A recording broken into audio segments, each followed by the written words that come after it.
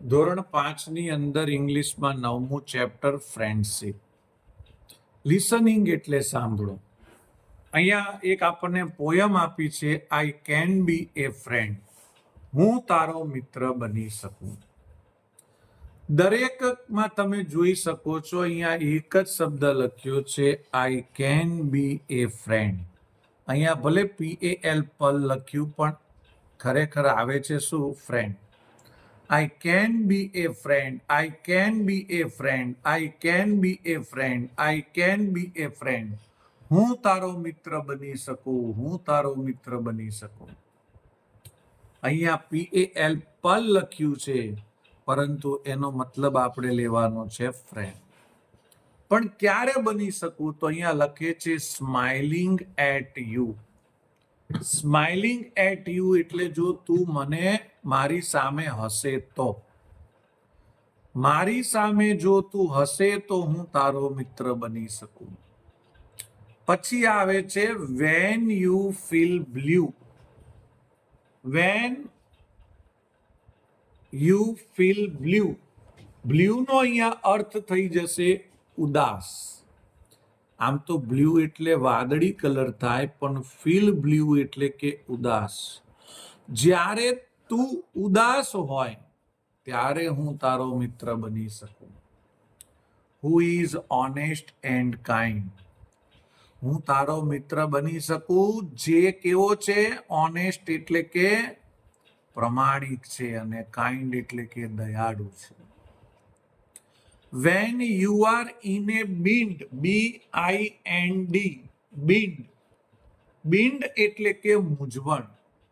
BIND, bind એટલે કે મૂંઝવણ. જ્યારે તું મૂંઝવણમાં હોય ત્યારે હું તારો મિત્ર બની શકું. Saying please and thank you.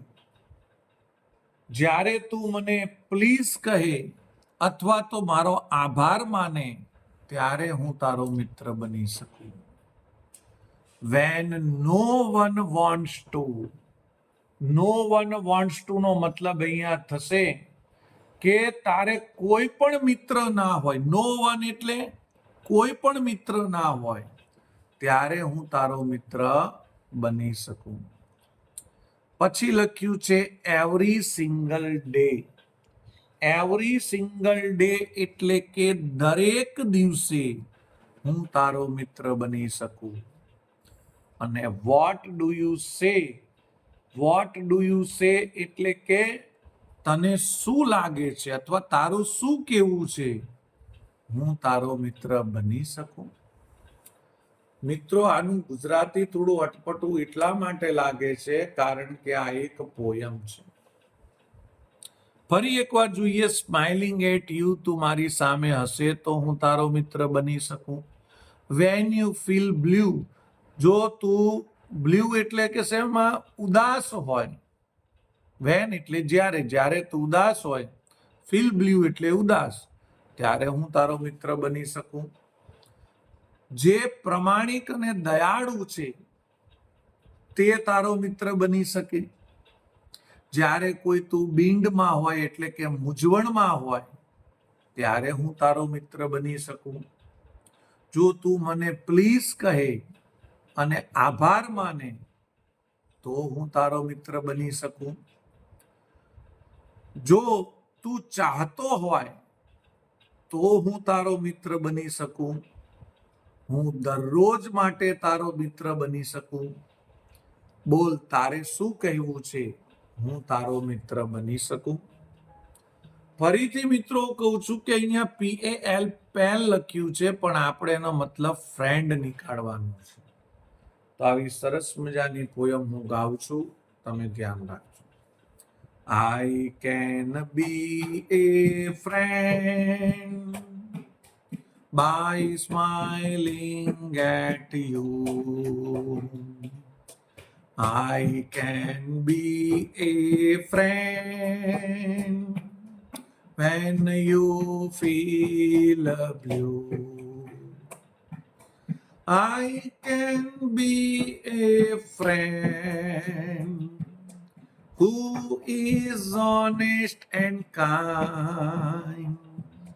I can be a friend when you are in a beam.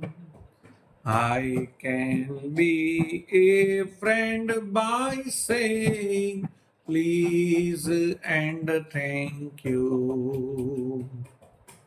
I can be a friend when no one wants to.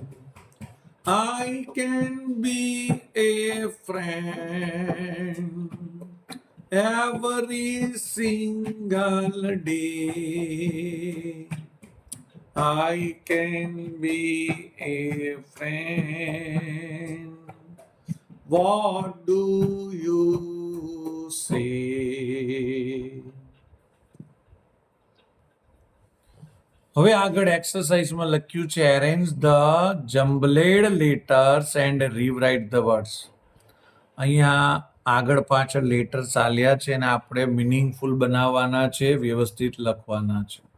તો આ સ્પેલિંગ છે જુઓ ફીલનો, FEEL, ફીલ.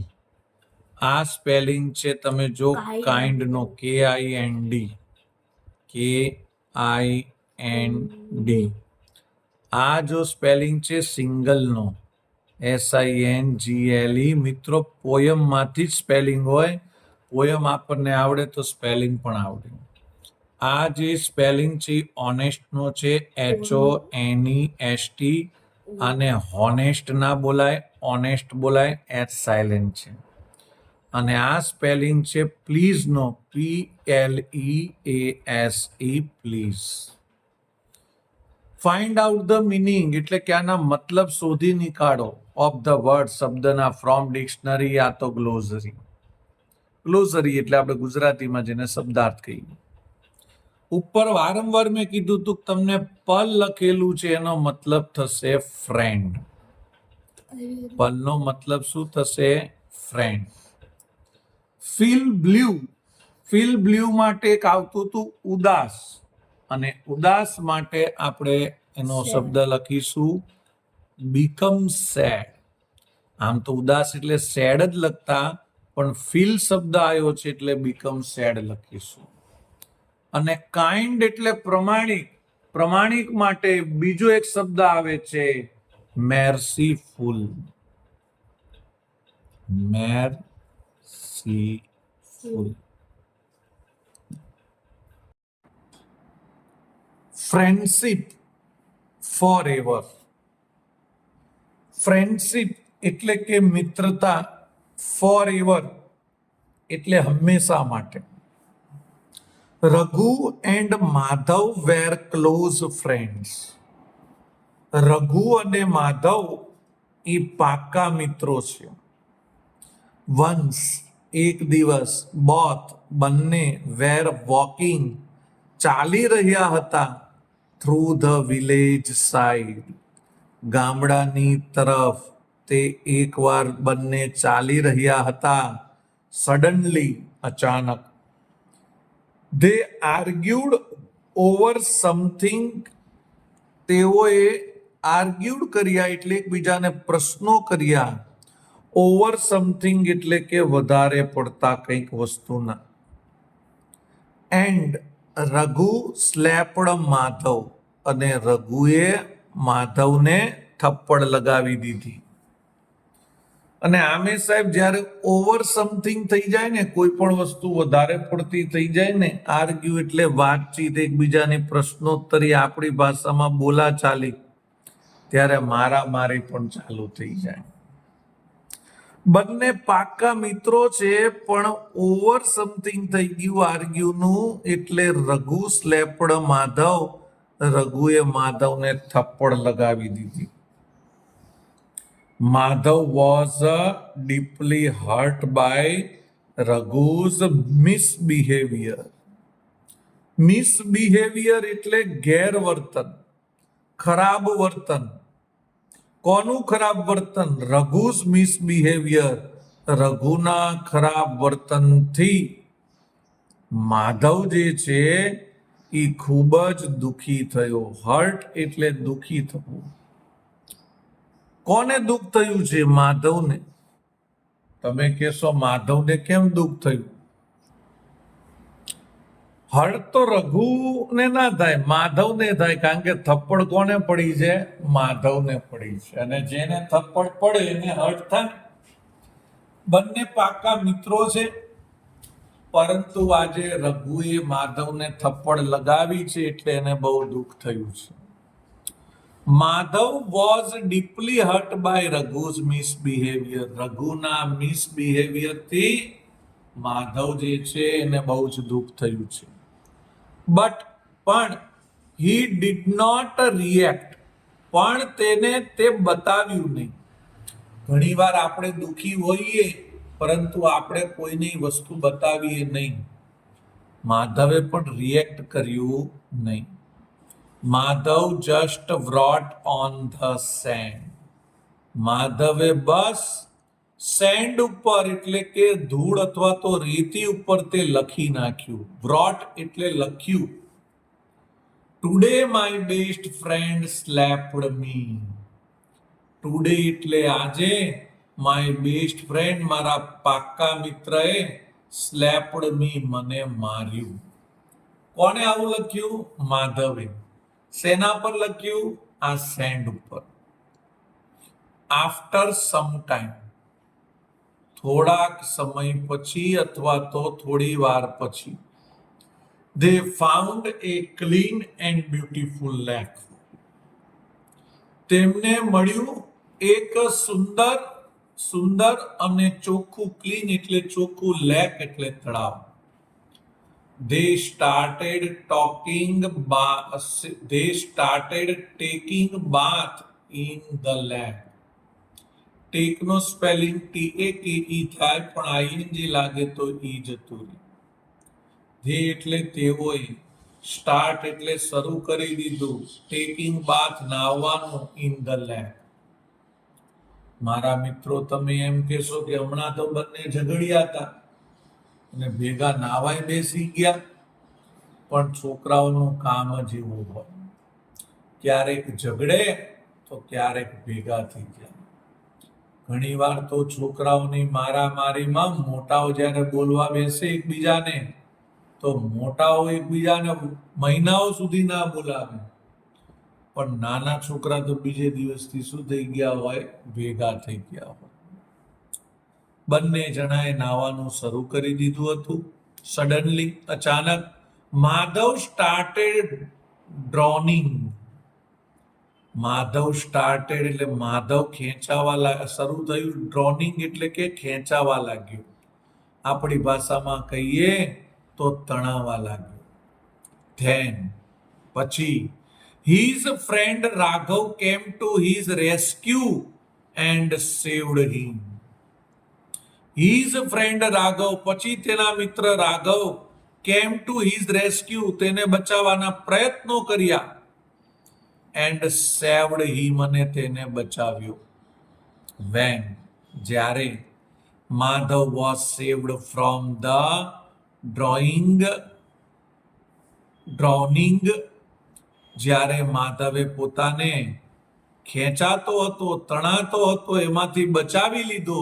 વેન એટલે બચાવી લીધો. He engraved on a stone. Stone એટલે પથ્થર ઉપર, ઇંગ્રેડ એટલે કે પડ્યો હતો અથવા તો સૂતો હતો. Today my best friend saved my life. આજે મારા પાક્કા મિત્રએ મારું જીવન બચાવ્યું. ઇંગ્રેવ્ડ એટલે કે આપણે એમ પણ કહી શકીએ કે પથ્થર ઉપર તેને લખ્યું. ઇંગ્રેવ્ડ એટલે કે કોઈ હશે વસ્તુ ત્યાં, એનાથી પથ્થર ઉપર એને લખ્યું. શું લખ્યું? Today my best friend saved my life. આજે મારા બેસ્ટ એટલે કે પાકા મિત્રએ મારું જીવન બચાવ્યું. સીંગ ધીસ, આ જોઈને અથવા તો આ જુઓ. રઘુ આસ્ક્ડ માધવ. રઘુએ પૂછ્યું માધવને you wrote on the sand, તે લખ્યું રેતી ઉપર. વેન આઈ સ્લેપ્ડ યુ, જ્યારે મેં તને માર્યું. એન્ડ નાઉ, અને અત્યારે, એઝ આઈ સેવ્ડ યુ, જ્યારે મેં તને બચાવ્યો, you wrote on a stone, તો તે પથ્થર ઉપર લખ્યું. વાય સો, આવું કેમ? આમ તો સો એટલે તેથી થાય અને વાય એટલે કેમ થાય, પણ આનો મતલબ આપણે એમ લઈશું કે આવું કેમ. રઘુ પૂછે છે, મેં જ્યારે તને થપ્પડ મારી તો તે રેતી પર લખ્યું કે મારા મિત્રએ મને થપ્પડ મારી, અને મેં તારો જીવ બચાવ્યો તો તે પથ્થર પર કેમ લખ્યું કે મારા મિત્રએ મારો જીવ બચાવ્યો. માધવ રિપ્લાઇડ, માધવે જવાબ આપ્યો, આઈ wrote it on the sand, મેં લખ્યું હતું રેતી ઉપર, because કારણ કે we should not keep bitter experiences in our mind for a long time. આપને રાખવું ન જોઈએ. શુડ એટલે જોઈએ, કીપ એટલે રાખવું, પણ નોટ કીપ એટલે રાખવું ન જોઈએ, બીટર એટલે યાદ, એક્સપેરિયન્સીસ એટલે કે આવા અનુભવો, ઇન અવર માઇન્ડ આપણા મગજમાં, ફોર એ લોંગ ટાઈમ લાંબા સમય માટે. આમ તો છે ને એક્સપિરિયન્સ પરથી આ શબ્દ પડ્યો છે, એક્સપેરિયન્સીસ, એટલે આવા જે અનુભવો થયા હોય એ આપણે લાંબા સમય સુધી યાદ રાખવા જોઈએ નહીં. કોણ કે છે આવું? માધવ કે છે. કયા અનુભવો? કે આપણા મિત્રએ આપણને કંઈક નુકસાન કર્યું હોય. હવે ધ્યાન રાખજો.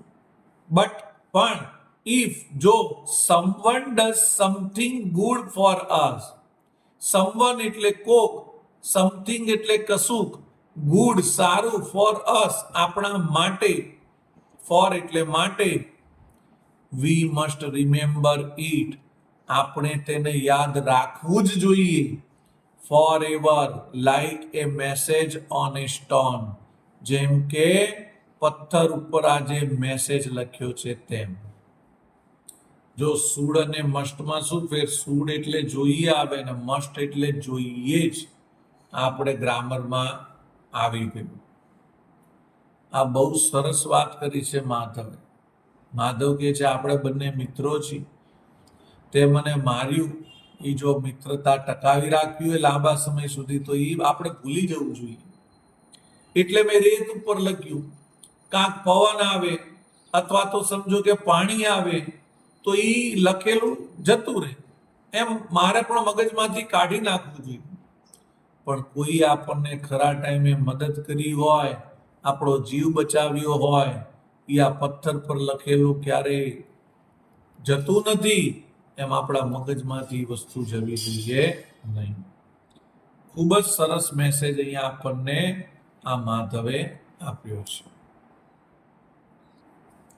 હવે આપણે ફિલ ઇન ધ બ્લેન્ક્સ જોઈશું. આફ્ટર સમ ટાઈમ્સ, થોડાક સમય પછી, ધે ફાઉન્ડ તેઓએ શોધ્યું, a clean and blank lake. Clean અને કેવું હતું યાદ કરો? બ્યુટીફુલ. BEAUTIFUL. મિત્રો આપણે ચેપ્ટર ચલાવ્યું ને એમાં જ આવ્યું હતું કે બંને જણાએ થોડોક સમય થયો પેલા માધવને થપ્પડ મારી. કોણે? રઘુએ. પછી શું થયું? બંને જણા આગળ ગયા ને એમને એક ક્લીન અને બ્યુટીફુલ લેક મળ્યું. Blank started drowning in the lake. તળાવમાં કોણ ખેંચાવા લાગ્યું? તો તળાવમાં ખેંચાવા લાગ્યો હતો માધવ. યાદ કરો, માધવ ખેંચાય છે અને રઘુ એને શું કરે છે? બચાવે છે. પછી આગળ જોઈશું. ઇફ સમવન, જો કોઈ, ડઝ સમથિંગ, કશુંક આપણા માટે, ગુડ સારું કરે, ફોર અસ આપણા માટે, વી મસ્ટ આપણે રાખવું જ જોઈએ, blank it remember it. Remember એટલે યાદ, REMEMBER. REMEMBER, રિમેમ્બર એટલે યાદ રાખો. Madhav was deeply hurt. માધવને ખૂબ જ દુઃખ થયું બાય રઘુઝના મિસબિહેવિયરથી. શેનાથી થયું? મિસબિહેવિયર.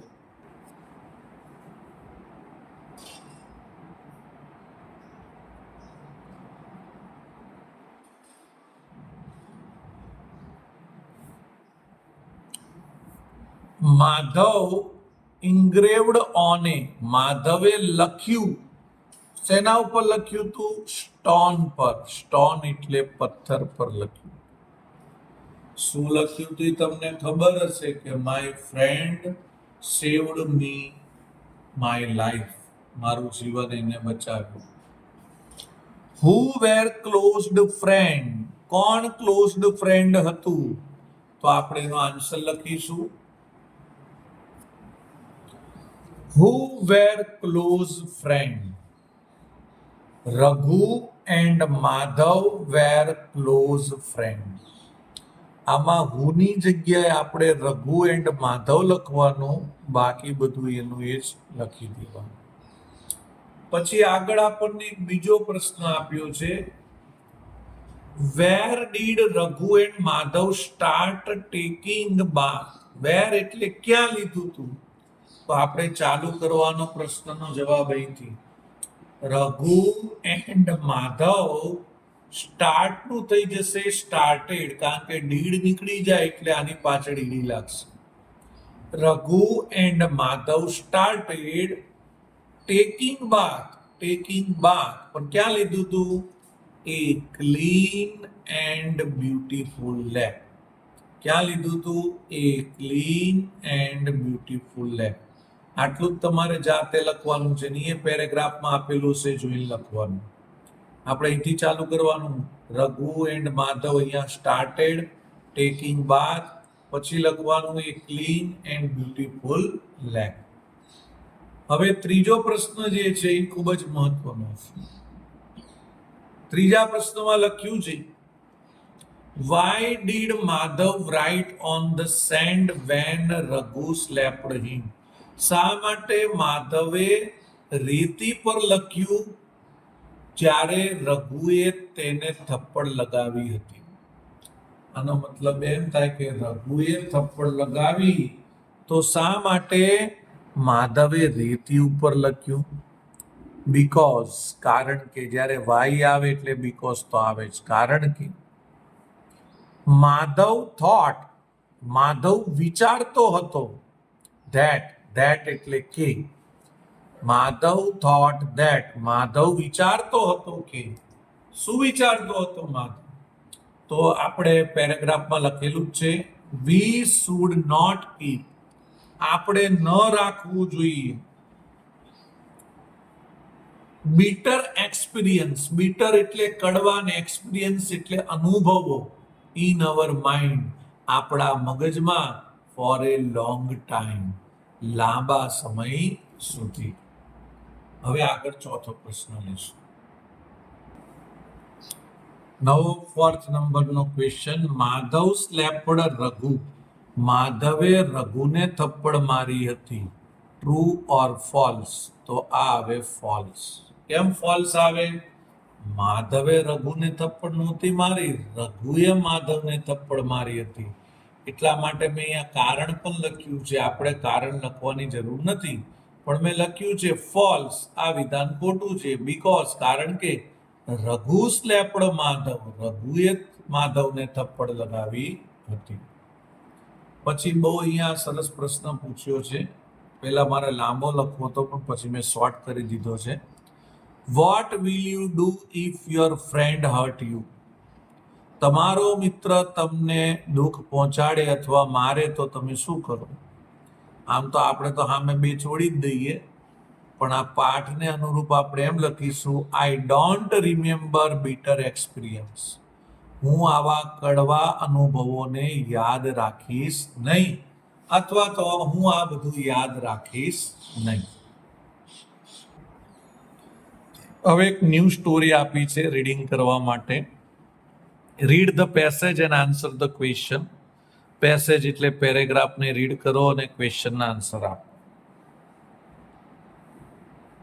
અહીંયા તમે જુઓ છો કે મિલિટરીનો એક ઓફિસર બીજા એક ઓફિસરને ઉચકીને લઈ જાય છે. તમે પિક્ચર્સ જોઈ શકો છો. તો ચાલુ કરી દઈએ. મને એવું લાગે છે આ કંઈક ફ્રેન્ડશિપની જે સ્ટોરી હશે. Shamsher and Kuldeep were childhood friends. Childhood એટલે શું ખબર છે? બાળપણના. ફ્રેન્ડ્સ એટલે મિત્રો. તમે કહેશો કે સાહેબ આ મિત્રો છે પણ ચાઇલ્ડહુડ લખવાની ક્યાં જરૂર હતી? તો ચાઇલ્ડહુડ લખ્યું એનું એક જ કારણ છે, કારણ કે શમશેર અને કુલદીપ હવે મોટા થઈ ગયા છે પણ એ બાળપણથી મિત્રો છે. They had a dream. તેઓએ જોયું હતું એક સ્વપ્ન, to serve the nation by joining the army. તેમને એક સ્વપ્ન જોયું હતું કે તેઓ આર્મીને જોઈન્ટ કરશે અથવા તો આર્મી જોઈન્ટ કરીને દેશને સુરક્ષા કરશે. Both fulfilled their dream.